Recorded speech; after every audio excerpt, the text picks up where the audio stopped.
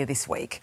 Let's bring in Nasser Mashni from the President of the Australian Palestinian Advocacy Network in Melbourne now. Thanks so much for your time this morning, Nasser. Now, we saw two very different scenes at protests this week. Peaceful in Melbourne, disgraceful, unacceptable in Sydney. I guess it stands to reason then that the New South Wales Police would take this tough stance. I'm going to refute the fact that the protests were different. They were both the same protest. The reality of protest movements and people coming together to express concerns about situations is that at times some unwanted people will come along and provoke, do some unnecessary and unwanted actions. And, violence is never going to be an answer, as is anti-Semitism is never going to be an answer. In 2014, and the ambassador for Israel was just speaking about that ground invasion, 51 days in Israel. At Seridot, the residents of that village put chairs on a mountaintop and watched, like a cinema, the bombing of Gaza. In every people, there are some people that are going to do some things that aren't correct. And I just want to address that. You can't condone those images that we saw in Sydney and what people were saying there as well. Sarah, I'm not condoning those images. As to the veracity of what was on those tapes, I've been advised by another senior journalist that nobody's been able to verify the veracity of that audio. Now, let's be clear. Palestinians, we're Australian. The most important thing is for us all to come together.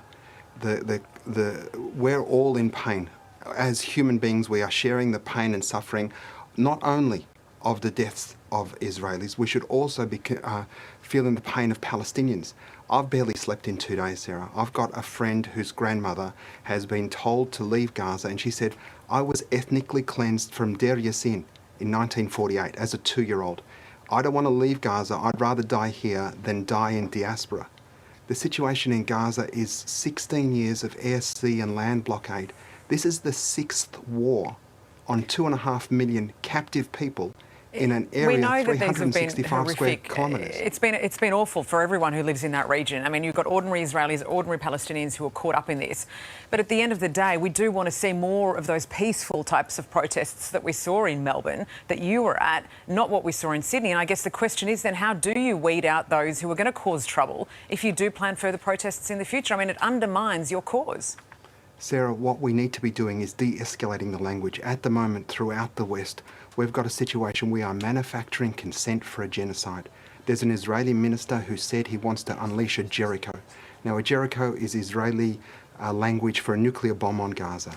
The finance minister said Palestinians have got 3 choices. They can live as second-class residents with no rights, no voting rights. They can leave or they can die.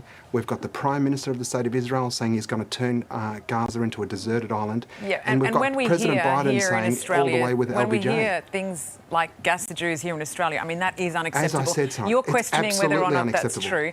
But we're also seeing and we're hearing stories about Jewish community members in Sydney and in Melbourne, probably in other parts of the country, who are being targeted for their religion and being told that that people want to kill them. I mean, we can't be having that. It's absolutely unacceptable, Sarah. It's absolutely unacceptable. That's 5 times I've now said it, Sarah. What's also unacceptable is the police telling Jewish Australians they can't attend the Opera House based on some Islamophobic construct that supporters of Palestine are Muslim.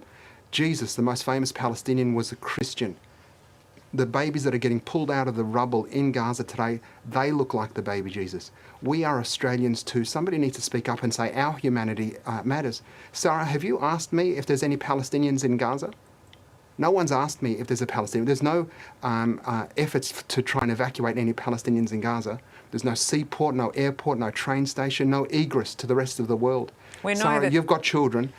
Children in Palestine and Gaza have got no hope, no education. They've not been to a rock concert. They don't have educational opportunities. Yeah, and our kids matter too, Sarah. I don't think anyone disputes the heartache that those communities are experiencing. And we know that the US, among others, are trying to evacuate those 2 million civilians out of Gaza safely into Egypt. And I guess now what we're talking about here in Australia is what message you have to Palestinians here, to Israelis here, about coming together and uniting. Firstly, Sarah, Egypt endeavoured to deliver some aid to Gaza. Israel bombed the Rafah crossing, number 1.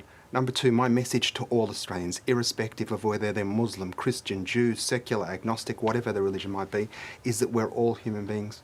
We have a shared humanity. Tomorrow needs to look like the dream my father used to have, and that was the dream that he had when he grew up in Jerusalem in the 20s and 30s, and that it didn't matter the colour of your skin or your religion.